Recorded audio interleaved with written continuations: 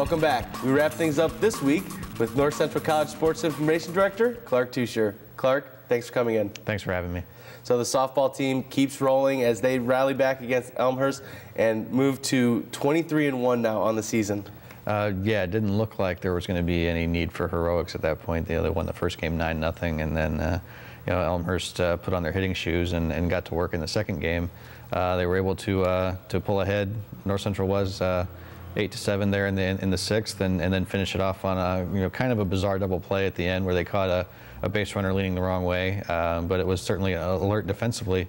Were able to come out with the win.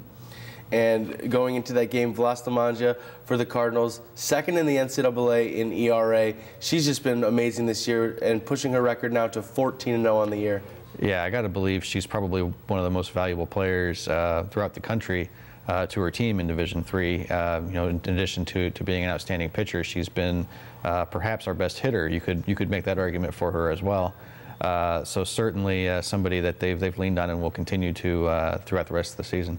And another team that's keeping the opponent's point total very low recently is the women's lacrosse team, as they get their first MWLC shutout of their program's history. That's correct. It's only the third in the history of the conference.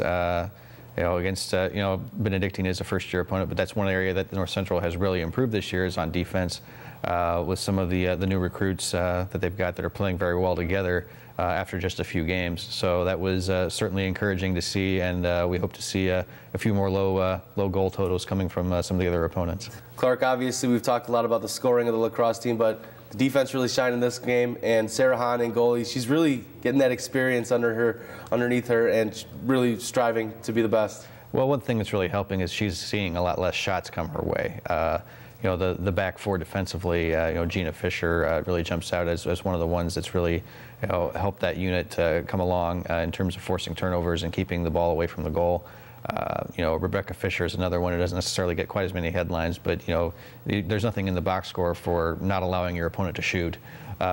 So certainly she's been a big part of that as well. But so I think that there's less volume of shots coming Sarah's way. She's able to focus a little better and stop a few more of them. And she had a big save at the end of the game to preserve the shutout. It was a point-blank shot right before the buzzer, and she was able to take care of it pretty easily. So I think she's definitely a beneficiary of the improvement throughout the rest of the defensive unit. Yeah, it was definitely a nice way to close out the game, and two Cardinals closing things out on the track and in the field this weekend were Jocelyn Redlinski and Zach Hirschpink both being named CCIW Athletes of the Week after their showing at the Chicagoland Championships. Yeah, Jocelyn had a personal best in the heptathlon, which isn't an event that she's been competing in throughout her collegiate experience. It's kind of been a new thing this year for her. And to be able to take on all those new events and nearly set a school record. She currently stands 10th in the country, so she's got a chance to compete at the national level in that event as well. And being fairly new in that event, you would expect a little more improvement there. Yeah, and the hurdles, it was a very windy day, which can be difficult for hurdlers because it messes up your steps and your rhythm and everything. But she was able to accomplish a personal best time and win that event as well. Zach has been a pretty accomplished high jumper during his time here, and then to turn in a performance like that in the long jump, which ranks among the best in the country so far this year. We've still got some guys who haven't necessarily run all their specialty events or run the full complement events that they would expect to do at a conference championship meet. I think they're still they just kind of getting their feet going. They've only had 2 outdoor meets so far this year. I think the main focus right now is simply improvement and making sure they stay healthy heading into the championship meets in May. And you mentioned Jocelyn Redlinski, only 22 points shy of the heptathlon record, but there was a record broken on the women's side as Lena Baker has almost a Bob Beeben moment, going 18 feet further than she's ever gone in the hammer throw to set the school record. Well, that's kind of how improvement happens in those events. It kind of happens in chunks like that.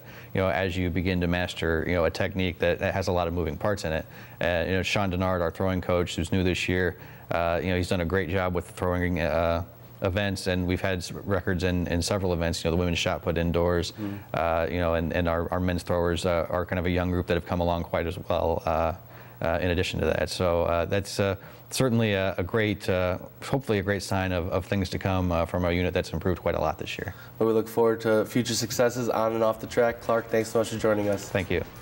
The baseball team is back in action this weekend as they face off against Wheaton College on Friday and Saturday. I'm Marc Dahlquist. We'll see you here next time on the Cardinal Report.